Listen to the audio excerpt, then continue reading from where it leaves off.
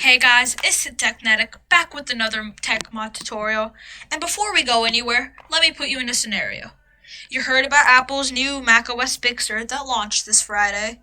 You saw YouTube videos online and saw how cool it was. You really want to try it out, yet you're too broke to actually get a Mac. What do you do? Well, do you know what you should do? Watch this video, because today I go over how you can install macOS Big Sur on your Windows 10 PC. But before we get into it, be sure to like, subscribe, hit the bell icon, and tell me what you want my next video to be on. Say it in the comments, trust me, it always helps me out. So without further ado, let's get into it. Use macOS Big Sur, I'm going to be using an application called Virtualbox. If you want to know how to install this, I just launched a video about it, and I'll have a card linking to that, so you can go check that out and come back once you have Virtualbox installed. So now what you want to do is, once you have it, you want to create a new virtual machine. Oh, add, my bad. New. You don't want to click on add. So you can name this anything you want. So we can call this, for example, Mac OS Big Sur. For type, it should populate to OS X. Since I don't believe that Oracle has created official support for Big Sur, just leave it at Mac OS X 64-bit. The machine folder, so what you're going to do is just put this wherever you want. I don't have much storage on my hard drive, so I have a designated external hard drive I had for myself. So I can go to Files. I can create a new folder by the name of, let's see, Virtual Machines. And now I can click on that and select that as my folder. So now, with that, you can click on Expert Mode, which will let us take lots of advantage. So I guess we'll have to repopulate it to macOS Big Sur.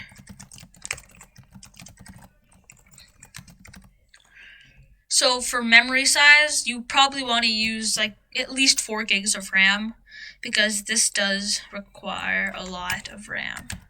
So 4 gigs is approximately 4,096 megabytes. For a hard disk, you want to create one, you can click on Create, I think. Yeah, Create. You can choose the size. But for macOS, it's recommended to have at least 50 gigs. So I'm going to go a little above and put like 70 gigs. That should be enough. You want to have the virtual hard disk file format selected. If you want, this is your preference. For the sake of saving space, I'm going to use dynamically allocated, but you can use fixed size. So with that out of the way, you can hit create, and now you have your virtual machine. But we're not done yet. Now what we have to go into the settings and actually let it install. So to actually load the ISO file, we have to go to Storage, and click on Empty. And I can choose a disk file, so I will navigate to that. So I have a copy of Big Sur. I'll have a link to that so you can download it. Just a warning, it's going to take a long time to download, a whopping 16 gigabytes. So I recommend you install that ahead of time. You can select your ISO. And there, we have our Big Sur ISO. You want to click on OK. You may be thinking we can hit Start now. No. Let me show you what happens if you hit Start. Let's just say it won't turn the way you expected. You guessed it, an infinite loop. This isn't going to go anywhere anytime soon. This is pretty much just going to stay here forever. And this is because we have to configure some extra settings. So now what you want to do is close out of the virtual machine. And now we want to run some additional commands. So close out of VirtualBox too, because this does some system settings. So I have I have a notepad which will run all of our commands. So I'm gonna make this able for you guys to copy and paste this in the description. So what this is going to do is this is just going to cd into my app directory. You can change this according to what the directory of your app is, of VirtualBox. So for VM name, let's say you named it something different. You want to replace this with what it is. So for me, just to change them all at once, you can do Control F, find VM name, find next. Let's see, match case. I guess what you could also manually do is just rename these to your VM name.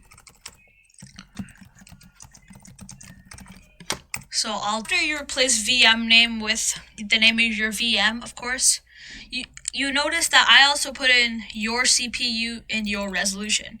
So what this line does is it pretty much lets macOS register your CPU. And this won't exactly work unless you specify the name of your CPU. So I made it your CPU, as this varies upon many different factors.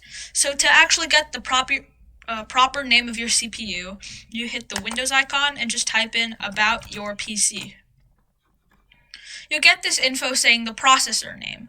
So for example, mine's the i7-8650U. So I just want to copy that. And under your CPU, I will write, keep the quotation marks, Intel Core, and then paste that there. So you have that now. And for your resolution, just so this kind of like gives you a full screen experience. So for example, I'm working on a 1080p display, but this may vary if you're on a 1440p display, for instance. For you, it'd be 256, and accordingly, you can always look up the resolution. But I'm working with the 1080p display, so I'm just gonna leave it at that. Want to save that? So as you notice, it's a text. To actually get this to run as a program file, you want to run this as a .bat extension. So for me, it'd be macconfig.bat. This will let you actually run it in the command prompt. So just kind of keep it how it is for me, and click on save. Now what you can do now is you can just actually what you could also do was just type in macconfig.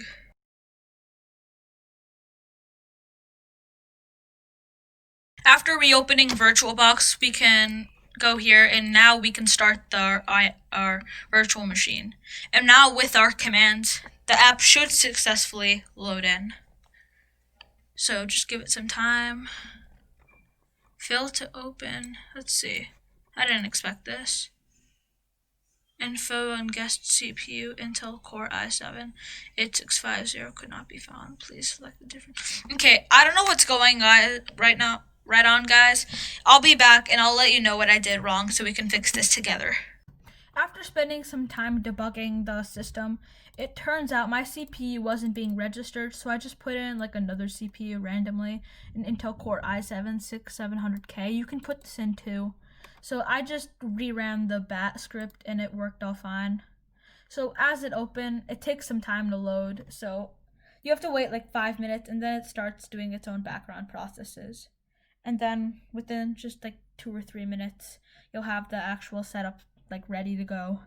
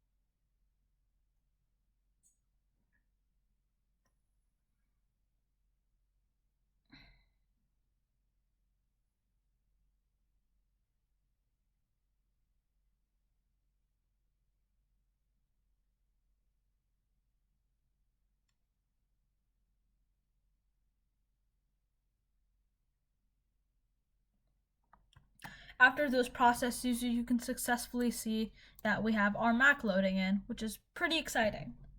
So what I guess I can do is just leave this as a window, minimize this, and now we actually see the Apple logo.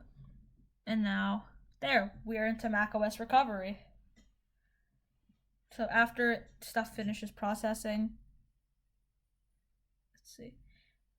We'll be greeted with the screen for a little bit because everything's just subtly loading in. So after like all the components load in, we can move on forward. Sometimes the virtual machine just decides to like be kaput and just not to respond. So sometimes what I do is just close out the virtual machine and start it again. And this time, just as a warning, this does take lots of time. So in the process, the overall time will probably take like an hour and a half or two. But the key is to be patient. So I'll pause the video here and I'll be back when I actually move on. After some waiting, we finally get greeted with this language screen. So I speak English, so I'm just going to leave this how it is. Change this to according what you read and speak. So you click on next. I guess, yeah. So just let Recovery Assistant do its own thing. Okay, so you may think, just click on install macOS Big Sur.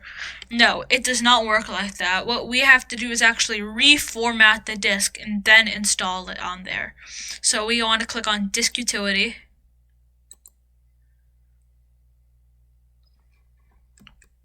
It might help if I full screen. I stand corrected. And then what you want to do here is you want to click on VBox Hard Disk Media because you don't want to erase this. This is the ISO file. So yeah, you want to click on the hard disk media, uninitialized. You want to click on erase. You can just name this whatever you want. I'm feeling nostalgic, so I'll do Macintosh HD. That's the standard name for Macs. Format, you want to make this macOS Extended Journaled. And the scheme, make this GUID partition map and click on erase. So it'll just do that real quick. And then within some time, see, erase process is complete. So now that it's completely formatted, now we are able to actually install it. So we can click on install macOS Big Sur. Just let that load in.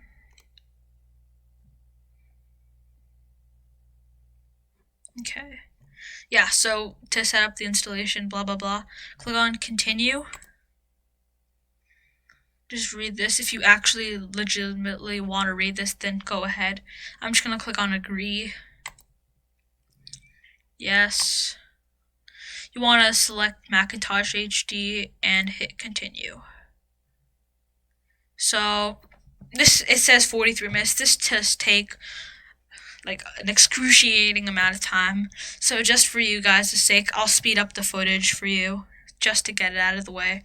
But remember, on your end, if you're actually following along, this will take a lot of time. So the key is patience and you'll get there.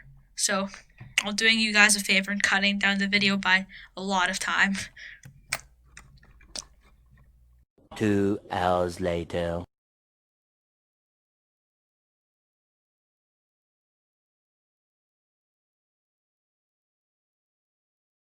After a long time, finally, macOS Big Sur finally finishes installing. It's 9:15, and I don't know when I started recording, like 5. So yeah, it's crazy. 4 hours. Well, the good thing is at least we have it set up. So I guess we can just do our setup here, and I'll be back after that. Sluggish yet functional experience of macOS. We do officially have a virtual machine of macOS Big Sur running. Technically, after setting up the system, it's just taking a while to load in, but we have the official status bar, DVD image, I think just every other part's being rendered. But while this may be a very unresponsive and slow system, at least for me, it might be good for you guys, but for me, this won't really be of any use, despite the long hours of waiting. I just put this as a tutorial because I really care for you guys, and this might be like important for someone who like needs Mac apps but are broke boy. So this is pretty cool to have just as like a side machine. So I'm happy that you guys actually watched towards the end. So yeah, this is pretty good. If you have like a pretty powerful machine with the high RAM amount, you could technically use this as like a second machine. Like for example, like let's say you have like a 32 gig RAM slot, you could have 16 dedicated to your Mac installation and 16 dedicated to your Windows. That could be pretty cool, unless you are like a hardcore gamer of some sort. Then this won't really be of use to you. But just for some people, this can be very helpful. So yeah, I guess now you have Big Sur at your disposal, which is pretty cool. If you guys genuinely enjoy my content, hitting the like button and subscribing would be awesome. I post weekly content for you guys, and I figured lots of people like Macs but don't have enough money for them, and the new version just came out, so I decided just mash those two together. But if you have another idea in mind for my next video, let me know in the comments. So far what I have is I'm gonna create a Minecraft dimension. But if you want something else in mind, say something. Trust me, it really helps out. Well, at this point, you officially have your very own macOS virtual machine. Pretty cool, right? So now you don't have to be a rich kid and actually buy a Mac of your own. Best of both worlds, right? Well, yeah, I guess. So I guess thank you guys, and I'll see you on the next one.